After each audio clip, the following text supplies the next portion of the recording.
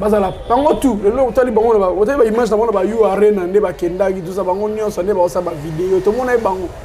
Ah, on va pisciner ba Didi Stone. Tu es ici bango nyonso ba kenda ka relaxa mon nene ya confiance. Donc les autres salema que artiste mususu ba koki ko beta te, ata ba pese ndenge nyango, bazo ko ka beta te. Bazo bandela, bazo reporter ba date. À chaque fois il y a la présence des combattants. Les Français vont s'impliquer, voire même les artistes, d'autres artistes, musiciens, comment ils accuser la France derrière tout ça également pour notre culture. Mais s'il s'agit de Fally, il faut qu'Arabeta. Pour faire un concert à Bercy, concert à Bercy à Kofé les gars en direct na CNN. CNN est la chaîne à masse en direct na CNN. Fally a la musicien quartier la tête c'est on a eu ça on est zalaka. Yebi kota uta parce que moi ni Fally avant aya na quartier la tête ça quelque part na bandal. Orchestre moko boye misal banzembo mais ngana oto banzembo wana ti sûr que muta komela ki muninga joyeux anniversaire ça fait 2 ans à répondre à tes araye Fally so prema Kofi zani na kati parce que Kofi a komela joyeux anniversaire à répondre à Kofi à ses désabonnés à longa par-ci par-là à la qui ça mokili penage Kofi za mutu mabe te so il fallait tom so benga yiba vivre ça elanga bago ça là parce qu'il y a blocage vieux ça fait depuis ce décembre anniversaire ni va souhaiter retirer à répondre à te so na nga na problème muninga ba kombo wana tu o tangelanga a o ba depo ndo tanga ba kombo na mona ta kombo moto tangi oyo ba yeba ina ndenge na ye et sengele ga leke pa Kofi po ba yeba ba ngo tu o tangi ba kombo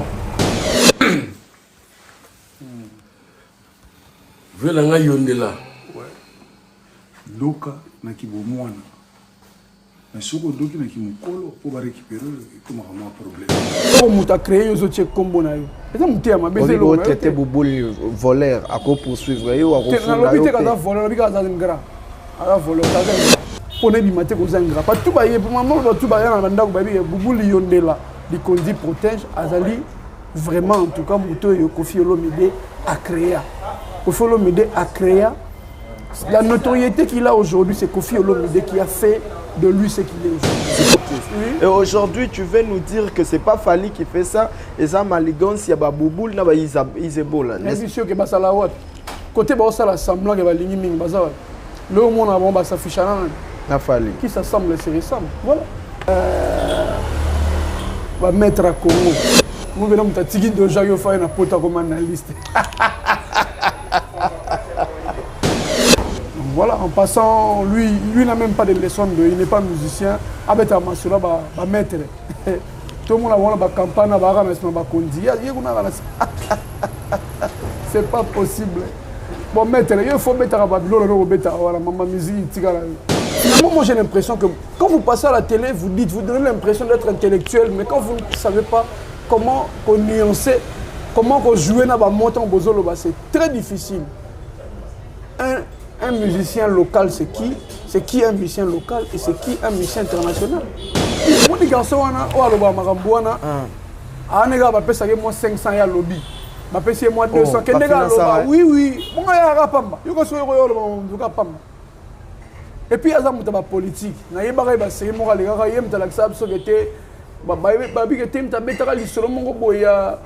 y a mais quand on comprend que tu as Kabila, Fally, on comprend.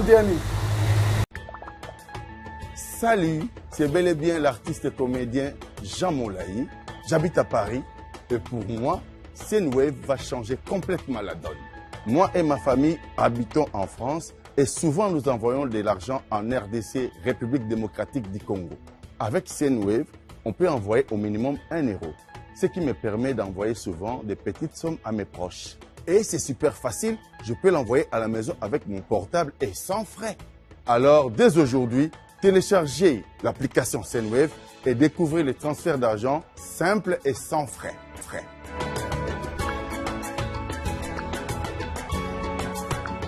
Grâce au code promo Congo Mokili, vous pouvez bénéficier de 10 € lors de votre premier envoi.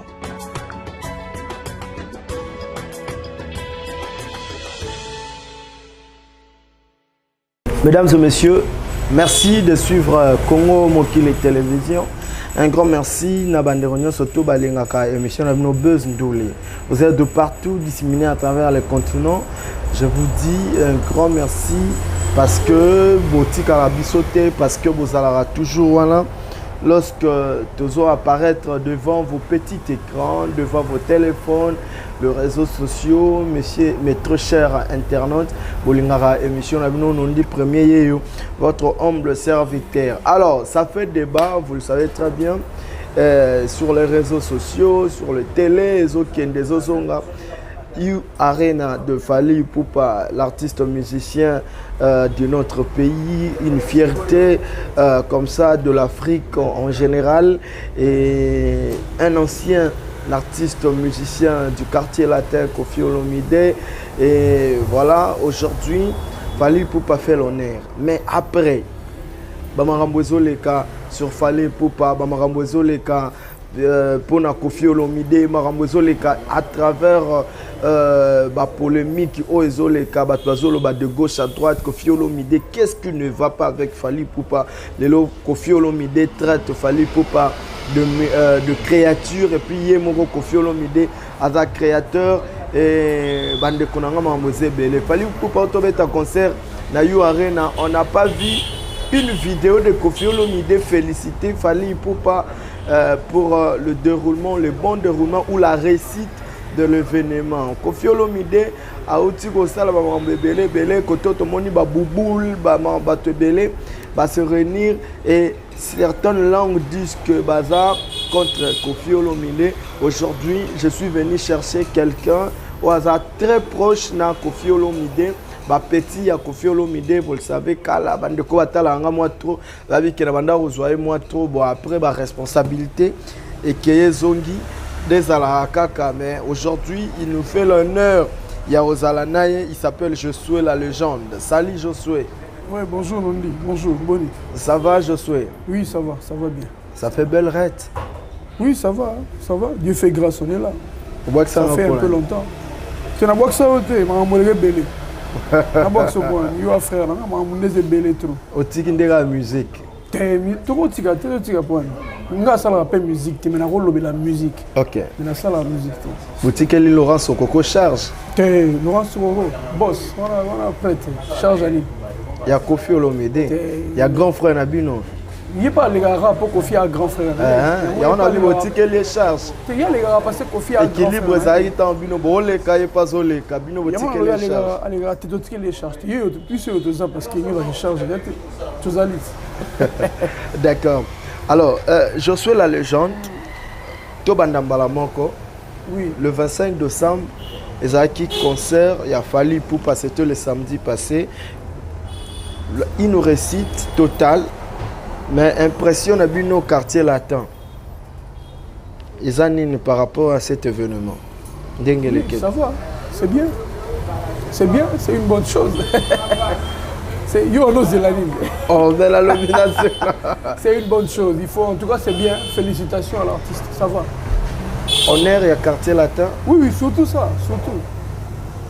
Parce que on battu misu bagende wana bulge nde bakende kuna ya messe noire contre Koffi te. Bato bakende kuna bakende nande ko confirmer suprématie ya Koffi Olomide. Comment ça? C'est dire bimisi moi le moi na osala mamba minene. Bango to bakende ko se réunir autour ya Fally, bakende plutôt non seulement pour rendre hommage à Fally, mais aussi à Koffi, parce que Fally a outé pas Koffi. Aujourd'hui, l'homme Koffi a Robi Misamutu, pas Robert Apeyou Arena, ça dit Koffi c'est l'homme le plus heureux et non Nebo Kansawana. Mais c'est aussi Koffi était l'homme le plus heureux. Pourquoi il va encore apparaître dans une vidéo pour traiter Fally de créature et puis Yende Mutazan Zambé? Non, pas du tout. Cette vidéo-là, ils ont fait allusion à Fally. Comment ça, bien on est là? Non, pas du tout. Cette vidéo ne fait même pas allusion à Fally. Et puis la vidéo intervient justement après quand il y a Est-ce que Fally Iba Koffi central? Tant qu'on fait le dessin, Iba Koffi, ça c'est Fally Iba Koffi central. Est-ce que Fally a payé un appareil respiratoire? Au moins, il y a dans Fally. C'est seulement parce que les gens ont polémique na Koffi de alimenter mais ce n'est pas ça. Fally en tout cas jamais eu Koffi central parce que na wana ba c'est na tinda eu Koffi central. Et c'est Fally muta iba Koffi central. Bon est-ce que nanya iba Koffi central? Non ba mi yebi batu wana c'est dit ba mi yebi vraiment. En tout cas côté baza ba comprendre il besoin un message na bango. Et puis de l'autre côté c'est comme si bato balobi la réaction de Kofi Olomide et utaki na vidéo oyo Boubou Lion de la Salaki oyo basalaki ensemble na tu as suivi quand même la vidéo non? Laquelle? Vidéo Boubou Lion de la Salaki. La vidéo est belé à bon basala. Bango ba na musala musuto fait musala bango zara so ba téléphone bien crack. Contre Kofi. Mais bazala ba créature ko neti mulora Boubou lota ngomwa Boubou wana. Yo comme wana Boubou mbali boso wana mzia ngo ozo te modèle le beli combo wana. Combo wana Boubou yoki Boubou. Mbali boso yoka Boubou Liondela. Oyoka ngo wapi na musique ya Congo. N'est-ce pas Kofi? Et alors, ce qui est yoba, ce qui y a le roi Satan. Mon Satan n'est kimagi, n'est kitagi na se boire na se y a bon. C'est-à-dire pour Satan pas comme moi mutupe menia, pour via salagi comme moi mutupe, il y a le roi on peut loba. Pas d'otika ya comme pe na moi ba moyen à financer pe bon ba finga ba sala boy. C'est bien. To bete lera maboko. Mais ya robosa na raté que kelamu et oyazali, azana mokeli na Kofi Olomide. Ah, donc c'est Boubou Lion de la Ndem Tazé qui est là, moi, Kofi Olomide. Boubou Lion de la Yoba. Avant, Boubou Lion de la avant, Oyo Kombo na ye. Kombo na musique na biso yo ngo wapi. Mais Obi Kelam c'est trop fort. Kofi Olomide a exagéré. Non, c'est-à-dire il faut pas. On dit un texte qui sort de son contexte devient un prétexte. Tout ce qui a un contexte autolobé. Et Kelam on a contexte autolobé la zapene Kelam. Pourquoi? Parce que. Expliquez Bissona. Pourquoi? Parce que. Ayeba na raté mutu mota yeba rai depuis akomaki na Kofi ndeba yeba ye depuis Kofi akomaki boire eloko na likondi ndeba yo yeba ye voilà c'est-à-dire ayeba na raté yomba liboso ka kombo Boubou Liondela et dans la quartier latin à Kofi Olomide n'est-ce pas oyoka ngosu wapi voilà c'est simple mais dire que là mondé ngam les autres retenir à oui aza pene que là parce que yemo petanga zala reconnaître nga pena muta sala nga vie na ngai quadra otala moté voilà, il m'a pas reconnaître Quadra Kouraman créateur naïf. Mais Boubou pire petit à Kofi Olomide. Tu es bien on déngouana. Tu es bien créature mais pire petit à Kofi Olomide. Oui. Et c'est le mine de Boubou Liondela les lotos comme appelle tu fais un plateau boto la Boubou n'adémo y a bien été. Il y a d'abord à pire petit à Kofi Olomide. Azali bena ba jana bateau bazalara de 6h à 21h 22h à la Kofi. Donc ce Kofi yola ande aki. Ayi ba jara bateau bon. C'est-à-dire premier na Kofi a sala mo mbele la rendu ba service moi mingi. Yemo ga ba service à Saranda. Ayi bininga ba no soko la paix de Fabana. Ayi yemo ko taza. Non. Mais je te dis, je suis en train de te dire que je te dis des choses qui sont vraies. C'est-à-dire qu'à muto yo azali bena pire petit a vienne ya randa ba service soya sala. Azaï penato ba après il faut to ba bena vérité yi moi na bitinda voilà ayi moi na bindi ba na linga les ama bêté le français quand net bi langue te to lo bango mais azaï pena moi na bitinda Kofi petit ya Kofi azaï pe moi na bitinda voilà bango tout zo ka ba lo bango tout ba la va pe moi ilamba ba la va moi catch les ama ma bêté ça so zo na mutu non mtaka na parcours na yi mais que okoma kozala ki ba ndenge wana pe o mati pe meni ya mutu wana fungoli motema na ye est-ce que ba kimambo bi c'est grave. C'est la gravité. C'est grave. Et non, mais est-ce qu'il faut rappeler on a un plan de oui, parce que moi, il faut rappeler parce que ça dit moi ligue naé à Batou va combattre à Kofi Olomide. Ce n'est pas bien. C'est-à-dire en quelque sorte, ils ont le craché sur la main qui t'a nourri. C'est pas bon. Hier, on a une interview, on a un documentaire à Kofi Olomide en 2015.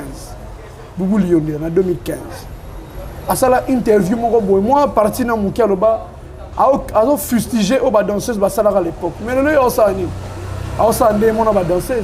Donc il y a des gens alors mutupena même on a poté mutupena sali yozala mutupena Boubou mutalo bana mnona ye so lui côté wana luka ngo chango bien nalo ba vous reprochez quoi à Boubou Liondela qu'est-ce qu'il a fait normalement nous le reprochons d'abord il a mal agi côté Azayebi et le sala ça loba kabona yemo côté Azayebi oh mais loba yozo perception ba pembe autre chose qu'on dit pas là donc on fait ça loba ngam natinda yo iba Kofi central c'est tout da Boubou Liondela mtalinga iba Kofi central oui Kofi central les années. Talinga de vie en achona ba kombo na yo ka te côté mongo felo ba omoni et sopi ovedi ndako moninga na sonnerie tie kombo na yo. Eloko muta créer yo zo tie kombo na yo. Eza muté ma beze lo. On traiter Boubou voleur à quoi poursuivre yo à refondre. Na lobité ka za voleur bika za ngra. à voler, t'as un gras. T'es sûr des choses comme des en flagrant. T'as un gras. Mais ma preuve est ça, quand on a ça, pourquoi? Si on a preuve, parce que ma preuve est ça. Nous le reprochons. Dans les lots, tu nous dis que ce Kofi Olomide na Bouboul, Bazal Souté, Toba Bébana, parce que Bouboul a escroqué Kofi Olomide. Oui, oui, évidemment. Évidemment. Donc vous affirmez. Oui, oui, évidemment. Il y a un salon. Il y a un salon. Vous dites que Bouboul, il y a les Konzi protège. Il y a la crédibilité dans Katsamboko, même en Europe. La crédibilité, il y a un salon. La bisot. Kofi Olomide, il y a la crédibilité dans le monde. Kofi. Entreprise na wana Kofi Olomide. Et alors Kofi Olomide comment? Mais Kofi Olomide ta sala gazo a crédibilité wana, notoriété wana ngo elo ba benga partout. C'est parce que Kofi ne muta propulsé, on a besoin de cela et que là na mokeli. C'est donc ça que le côté ba fabriquer ba sali yo comme mutu mena ki bon moto no za ingrat ozo reconnaître que mutu a salanga.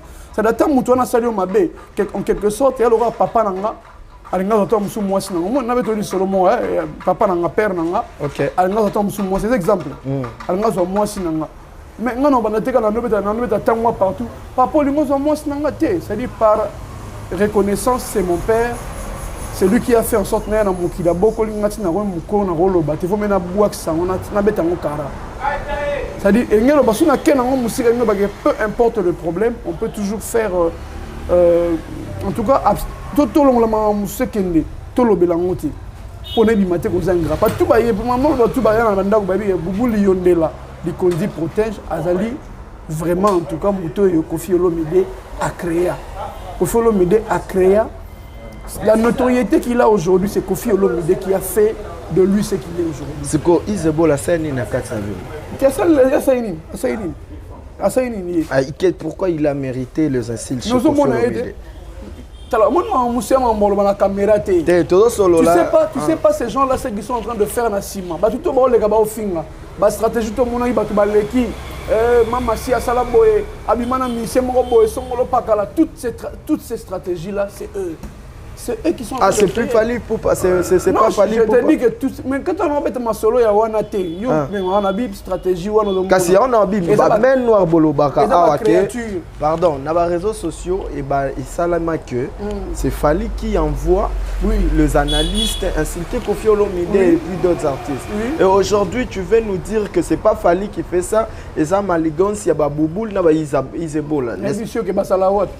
Côté ba osala semblant que ba lingi ming bazawa. Le monde a bon s'affiche à Fally. Qui s'assemble se ressemble. Voilà. C'est tout. Parce que nous on a linga mutu jamais na rosa na clique ya bateau baluga liwana tout le bani. Fally a rosa tam ça un problème té. Fally autant comme Fally. A rosa tam ça un problème mais le fait ka ngama na bango. Qui s'assemble se ressemble. Voilà. C'est clair. Français va le bien clair qui s'assemble se ressemble. Parce que tant que nous avons un problème mais le fait que ngama muto a créé c'est-à-dire que Penazo a fait disparaître tes pères nommés aux Aranaïs. Nous sommes aux familles de ces pères-là. Mais de l'autre côté, pour Kofi Olomide qui ça va insulte Kofi Olomide, il y a aussi Kofi Olomide a dû gérer un succès à Fally. Azo tout le temps, je vais te dire un truc. Aujourd'hui, l'homme le plus heureux de cette histoire, c'est Kofi. Le combat de Kofi aujourd'hui, ce n'est pas que Fally Alimo. Le combat de Kofi aujourd'hui, ce n'est pas que Fally Azasoli, un des vergondés. Non. C'est aussi la progéniture. Quand vous voyez aujourd'hui Fally, c'est la fierté de Kofi. Mais pourquoi il n'a pas fait la vidéo pour féliciter Fally? Non, est-ce que la vidéo... Pourquoi il n'a pas fait la vidéo Voilà, c'est ça le système. Pourquoi il n'a pas fait la vidéo pour... C'est ça le mauvais système. Pour donner peut-être le courage à son fils pendant que Blaise Boula va Saliango, Karma pas va Saliango. Presque Karma pas Saliango, Manda Chanta Saliango. Il y a beaucoup d'artistes musiciens qui ont fait cela. C'est ça le système des hypocrites au Congo. Tu vois, quand tu aimes quelqu'un, tu n'as pas besoin de lui dire tout haut que tu l'aimes. Quand tu aimes quelqu'un, tu n'as pas besoin de lui dire que tu l'aimes. Aimer, c'est dans le cœur. Aimer quelqu'un, c'est dans les cœurs. On aime dans le cœur. C'est pas quand il faut un neurologue, un tangwa, ou un amplificateur. Non.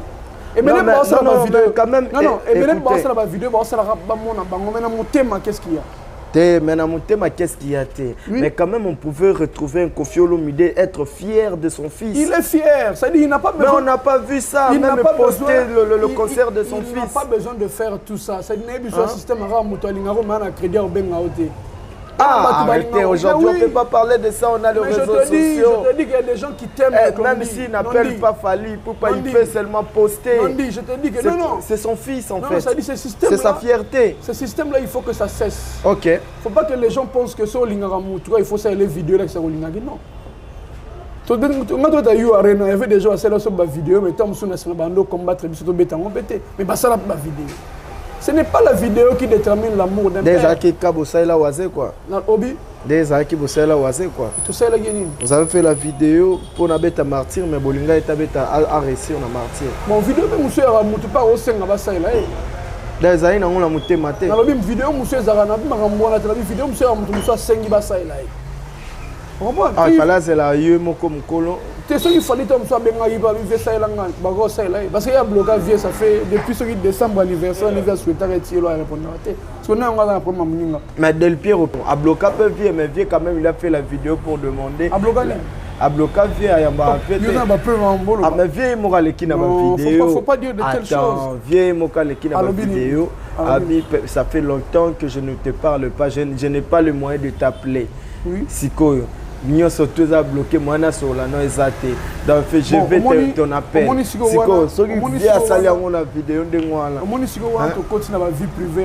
C'est pas bon, c'est pas la vie privée à Koffi Olomide l'a fait dans les réseaux sociaux. Là, tu parles de Del Pirlo, le fils de Koffi Olomide et son père. C'est Yamaramba, papa na mwana. Bangomi balé, ba yebi, neni. So pas benga yo yebi. Ah, au monde yebité. Voilà. Il paraîtrait. Il paraîtrait. Donc,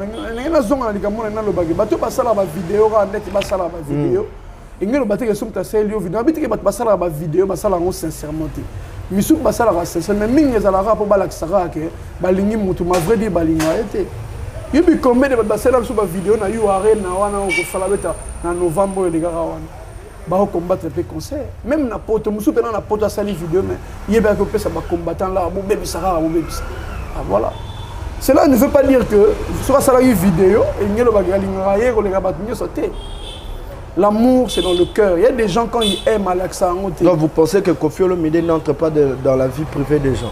Quelle vie privée par exemple? Bon quand tu dis que batem na lobaki koko mo pema na ba comme chelo pema tout ça là. Et vous pensez que les vie privée à Moutou, tu santé à Moutou. La vidéo, tant qu'on a dit que comment on paie qu'est-ce qu'il a dit encore? Comment on paie na bombol, comment on paie na sachet du coup. Le texte on a landité, on a landité. Sur la gisinga on a landité. Bon, si on a un appareil respiratoire, les hommes à bête. Si on a un appareil respiratoire, par exemple, ils ont vie na yote. Au vivre bon, si on a au vivre. Ils ont santé à Moutou, et puis ils ont vie privée. Bon, est-ce qu'on bête là on bat de poigne? Faut le bon moment si il vit pour bête on bête là on bat de poigne. Faut le bon moment. Est-ce que Moutou non c'est pela na Koffi Olomide, ba tu ba lelo ba comprendre que c'est secret moko ko faire ça Koffi Olomide. Est-ce que Moutou non il m'a embossé na ceci? À ça net ni. Voilà. Oui, mais c'était. Mais bon, de toutes les façons, comme on a tout au temps, il y a des fois, le temps, comme on a comme on a tangi oyo, il y a des gens et c'est légal de pas Koffi pour bailler, il y a tout au temps, il y a comme moi. Il y a un moment qui est là. Donc, voilà, on confirme que Koffi Olomide. C'est leur créateur, il les a créés. J'ai suivi. Mais tu as pu comprendre que jargon latino. Vraiment. Latino.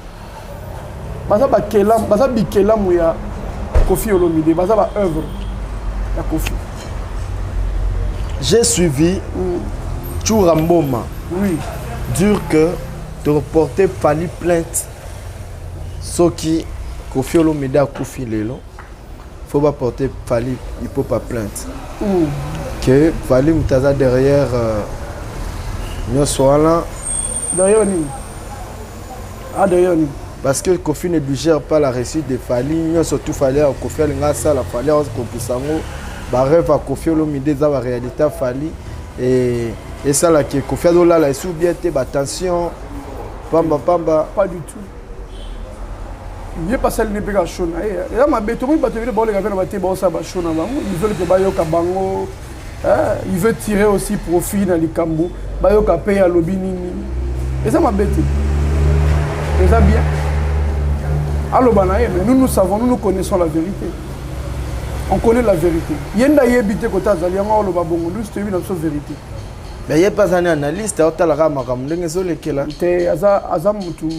Il y a d'abord un maître dans ma musique.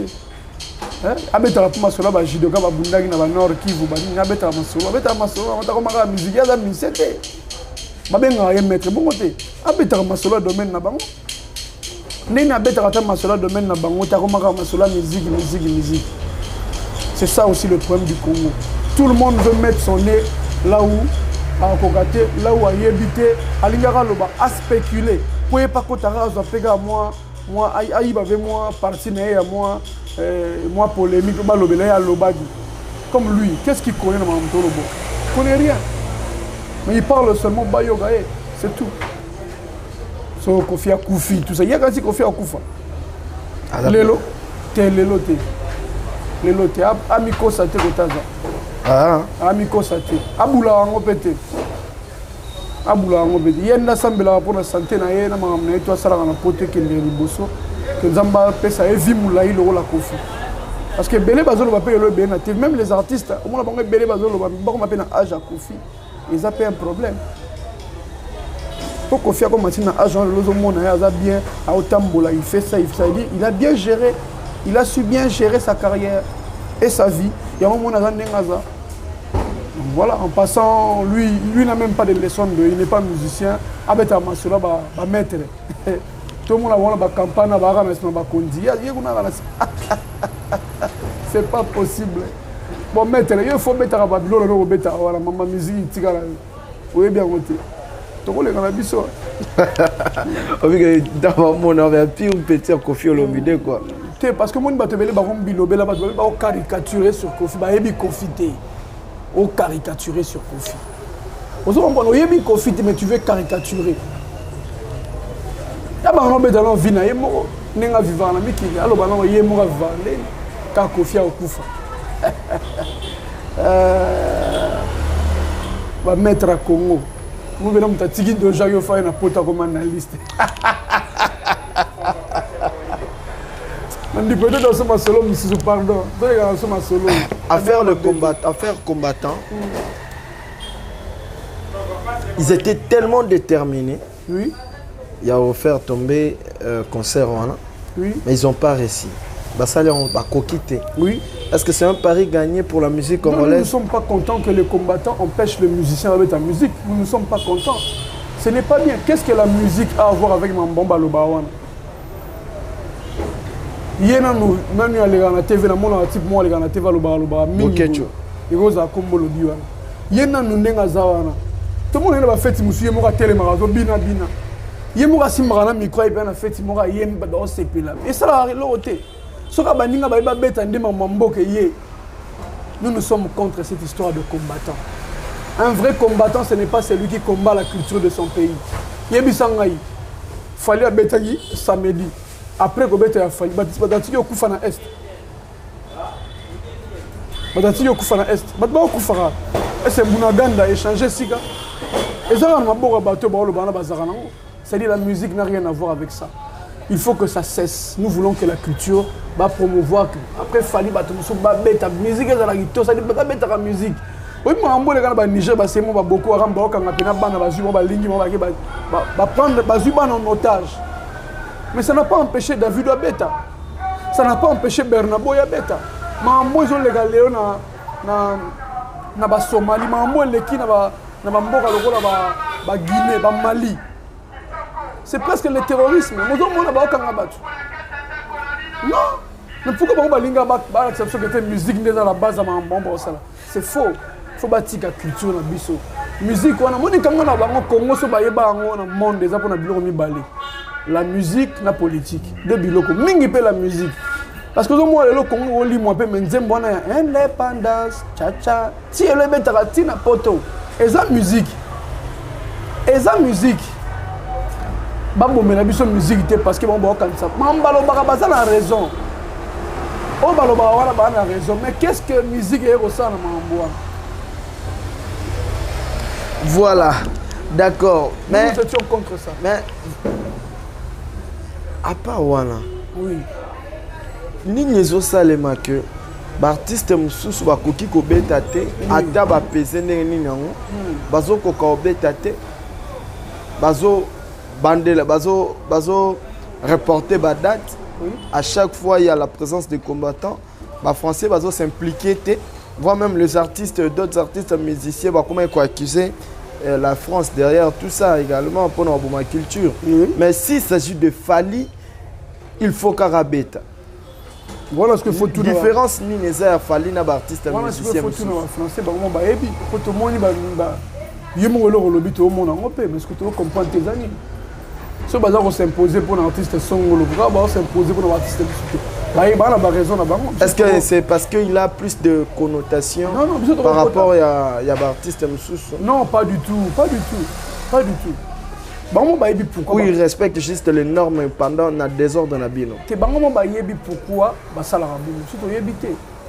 Mais je ne pense pas que c'est parce qu'il a une notoriété le baninga non. Je ne pense pas, mais les Français ont raison. Il faut bien savoir pourquoi. Il faut comprendre. Et le Kelabino père. Pourquoi?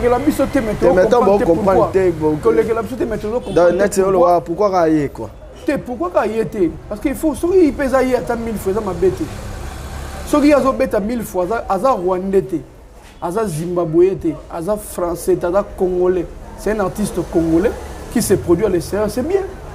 Et ça ma bête. Ma bête est bien. D'accord, je souhaite. Toké, total la paix.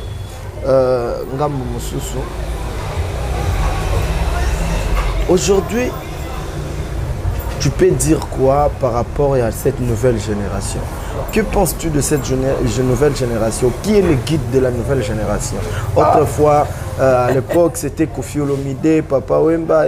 Et puis, Koffi Olomide, c'était un peu de l'accent par rapport à Papa Wemba. Autrefois, Jibem Piane, Weranson était un peu accentué par rapport à cette nouvelle génération. Je fais Regola, Fally Ipupa, Héritier Watanabe. Qui est le guide selon toi? Non, bon, parler de guide, ce serait un peu trop prétentieux. J'aimerais seulement dire que ce soit Fally, que ce soit Héritier, que ce soit Inosbi, que ce soit tous ces artistes-là aujourd'hui qui font la fierté du Congo. Chacun joue sa partition. Et c'est ça qui fait aussi la fierté de notre musique. Héritier venait de sortir un album. Héritier Ouattara venait de sortir un album. Tu vois qu'il y a un peu partout. Pendant qu'il y avait aussi d'autres albums qui étaient sur les marchés, tu vois, il y a un pété. Ça dit chacun a son temps.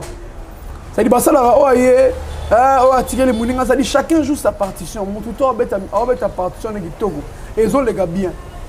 Que ce soit Fally, Héritier, Ferregola, tout ce monde-là, tout, ils ont joué partition. La musique à Congo, ils ont toujours les bossos. Tu connais Manix? Non. Journaliste mort. T. Journaliste. Oui, bien T.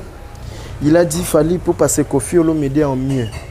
Et puis, il a encore insisté à travers les émissions en confirmant que Fally, il est professionnel, le reste est local.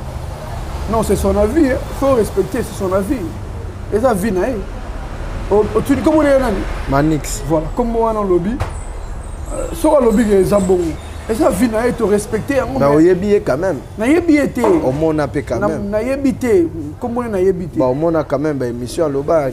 Il y a un peu de TV, type moi, Libandi Boya, lobby, Koffi Olomide. Il y a expliquer. Pour ce qui est type moi dans Libandi Boya, Makasi, à l'école, Obac était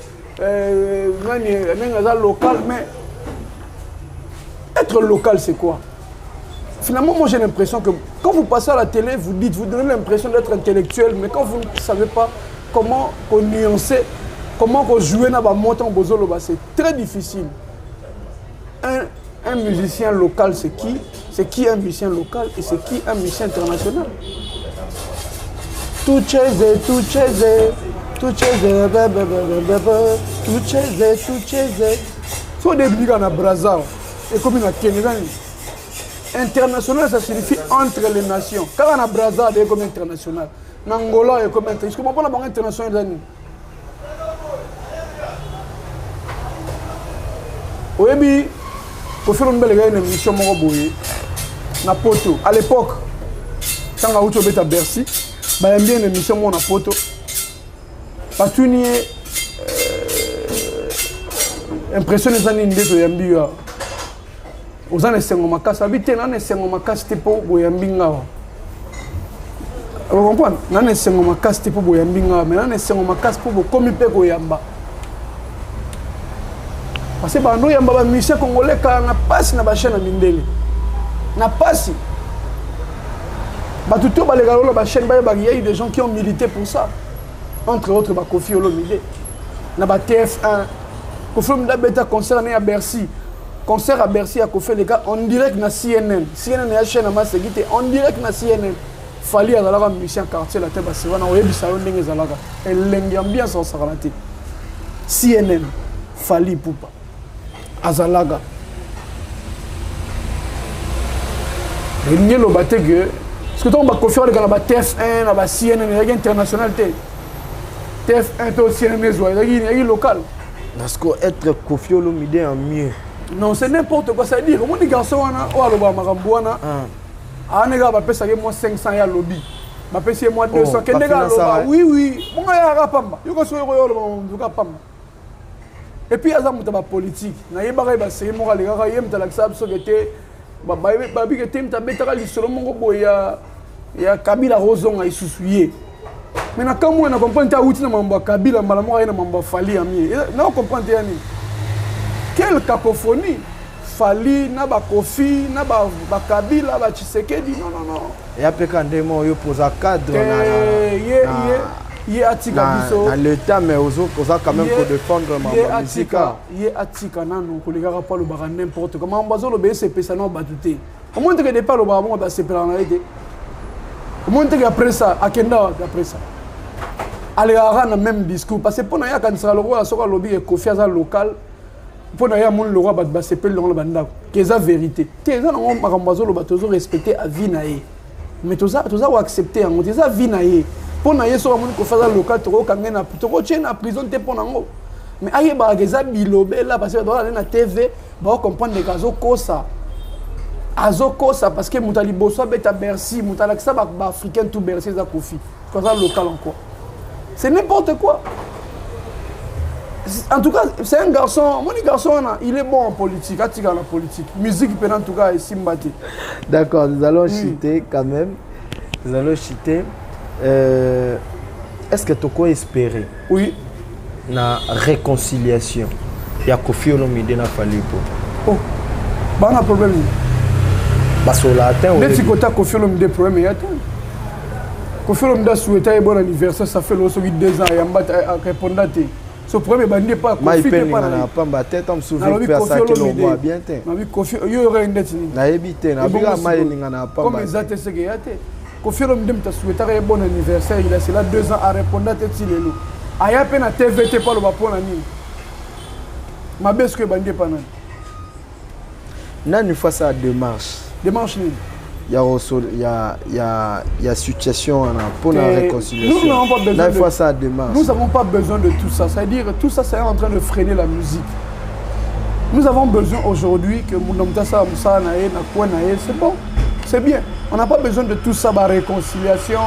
Parce que nous sommes en froid avec personne. Joyeux anniversaire, ça fait 2 ans. À répondre à tes araillés Fali. Ce problème à Kofi Zani Nakati. Parce que Kofi a commis les Joyeux anniversaire. À répondre à Kofi, à ses désabonnés, à longa par-ci par-là. À la qui ça m'a kilpenage. Kofi a Zamoutumabe. Kofi a la première. Kofi a Salani Nanyo Soana.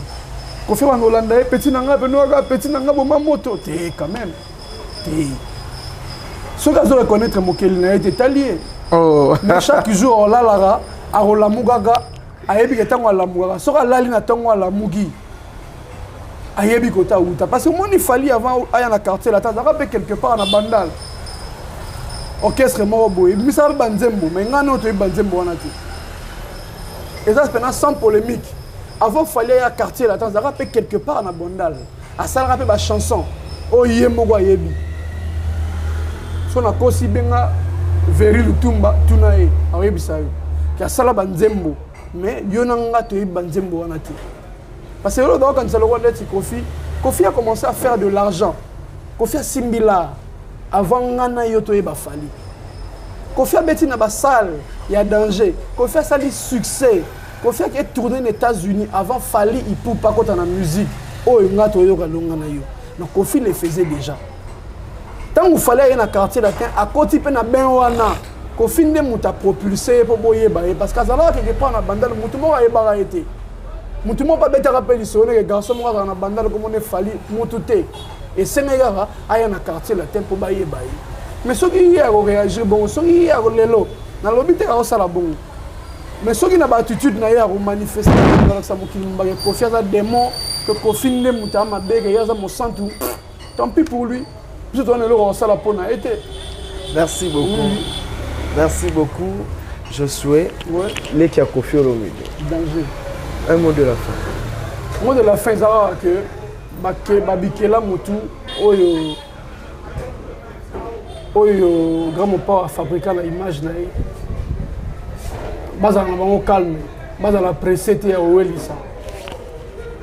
Bas à la pango tout, le long où bango là, où tu image dans la you arena, ne ba kendagi tout ça, bango nyon ça ne ba ça ba vidéo, tout le monde est bango. Ah, on va quitter na ba Didi Stone. Tu es ici bango nyon ça ba kendega relaxa mon nene ya Kofi. On va quitter na ba Didi Stone bana Kofi Olomide. Au fait le 25 décembre toutes les personnes qui sont allées dans you arena wana ba relaxa mon nene ya Kofi. 25 novembre. S'il te plaît, le 25 novembre. Ba relaxa mon nene ya Kofi, suprématie ya Kofi, ça dit Kofi lelo Abimisa Mwana Oyo Abeti Peyu Arena, c'est-à-dire ça l'homme le plus heureux, parce qu'il a couronné Kofi Olomide sans le savoir. Tout le bani, tout à la bango rende baosala, bango tout à la bango ben bazara Kofi. Baosa assemblea ke balinga kuna balinga rende Kofi. À vrai dire, Kofi ne balinga. Kuna baosala ka balinga rende Kofi. Merci beaucoup. Babangete. Na pesi mbote na Virgile. Oui Virgile. Alala. Ah. Bon, mais c'est lui qu'on dit le Virgile, la deuxième mot de Rodassan. Ah. En tout cas, ben grave, la personne, mais c'est lui qu'on dit Virgile. Oui, Virgile. Nous comprenons. Tu as fait rien qu'il y a. Ah. Là, il c'est au danger. Là, il c'est le Virgile. Oui, que. Bino tout va les gars Kofi Borande mon quoi. On a ma bête, on bangon bazawana. Ya na batumisu ba sokola même ba catch to rotaka ba komula bango te. O sokola la Kofi catch. O sokola mais ma bête le on a comprendre te. Te o sokola est-ce qu'on a sokola pour ani? On a sokola nan. Mon continue yote. Bon après ça peka mon konzi to ko sukola pire vient na yo. Te o sokola créateur na yo chemise. Parce qu'on sait qu'à l'époque, on a confié le Midas à la banane misalate. Et puis, la vache pèse à depuis Azalara, basé belé, basé belé. Kofi a toujours eu des travailleurs. Kofi a fait dans le quartier latin. Na bateau basara nanda on est depuis. Na le Virgile pe bando foutaï. Le Virgile. Il bando foutaï. Na pesi mbote na sœur mora bien comme on a Merka. En tout cas Merka na pesi mbote kotoza. Karine Samboué, na pesi mbote na ngai na vela nga Sandaga Zadivisa Siasuka, na pesi mama Ifa mbote, na pesi vela ngai Tuturoba na Londres, na pesi mbote. Batu nyonso balinga Kofi, bureau Val Mobimba, quartier latin na yemo mokonzi kotaza na Paris ozonga dans pas longtemps. Na pesi pa mbote na bande lui sous le Virgile na pesi mbote muta sokola Del Pirlo a sokola ba Saint James ya sokola ba Tebele baza baleki bana na e. Merci beaucoup, je dis un grand merci na bande réunion surtout à lundi niveau pardon à lundi Congo Mokili Télévision et na pesi merci na ba partenaire union surtout à lundi premier 001 le boss Cédric Teka Un grand merci à toi, Olga Mboumou, la Deva. Un grand merci également à GLI Construction Guélor au nom du peuple. De Koutane prochainement. Ciao. L'ambassadeur des jeunes congolais pour la paix, Ado Youé, a procédé samedi à l'inauguration de l'ambassade dédiée aux jeunes congolais. L'inauguration de ces bâtiments, ses vœux, d'après cet ambassadeur, être la concrétisation de la volonté du chef de l'État dans l'encadrement et l'épanouissement de la jeunesse congolaise d'ici et d'ailleurs. C'est ici qu'est situé le siège de l'ambassade de la jeunesse congolaise pour la paix et le développement de la RDC. Plusieurs délégations des officiels congolais, des mouvements associatifs publics et privés, d'encadrement des jeunes, des autorités nationales et provinciales, ainsi que quelques chefs de missions diplomatiques ont assisté à cette cérémonie d'inauguration qui est une première dans l'histoire de l'RDC et celle de la jeunesse RD congolaise d'avoir une cité de la paix 6-4 avenue Mafuata au quartier Basoko dans la commune d'Ngalima à Kinshasa. À en croire Ado Youé, ambassadeur de la jeunesse congolaise, l'objectif est d'apporter une solution rapide liée à la création d'un espace d'échange entièrement consacré à la cause de tous les jeunes congolais d'ici et d'ailleurs. L'ambassade de la jeunesse congolaise vous concerne tous, n'hésitez pas. Vous devez comprendre que ce qui nous réunit nous rend plus forts. Et nous allons avancer toujours avec la paix et surtout l'unité nationale. Voilà pourquoi j'invite toute la jeunesse congolaise à se joindre à nous pour collaborer ensemble. Moi, je joue juste ce rôle de médiateur et le rôle d'avocat. Je serai là pour vous et je me donnerai corps et âme juste pour vos préoccupations et vos problèmes. On sera là. L'avenir de la République démocratique du Congo promet meilleur et cet avenir est beau. Et nous allons construire tous ensemble l'histoire de ce beau pays, la République démocratique du Congo. D'après les invités, l'inauguration de ces bâtiments se veut être la concrétisation de la volonté du chef de l'État, Félix Tshisekedi, dans l'encadrement et l'épanouissement de la jeunesse congolaise. Et je déclare donc en ce jour inauguré ces bâtiments qui est dédié à la jeunesse et j'invite toute la jeunesse congolaise à fréquenter cet endroit parce que nous mettrons à la disposition de ces lieux toutes les informations et toutes les opportunités pour la jeunesse, mais également que nous tous puissions travailler à côté de nos autorités militaires et sécuritaires sur la question de la paix pour notre pays. Projet, ne restez pas ces jeunes-là qui est en train de murmurer, de pleurnicher à tout moment. Essayez un peu de penser à quelque chose à faire et puis voir l'ambassadeur.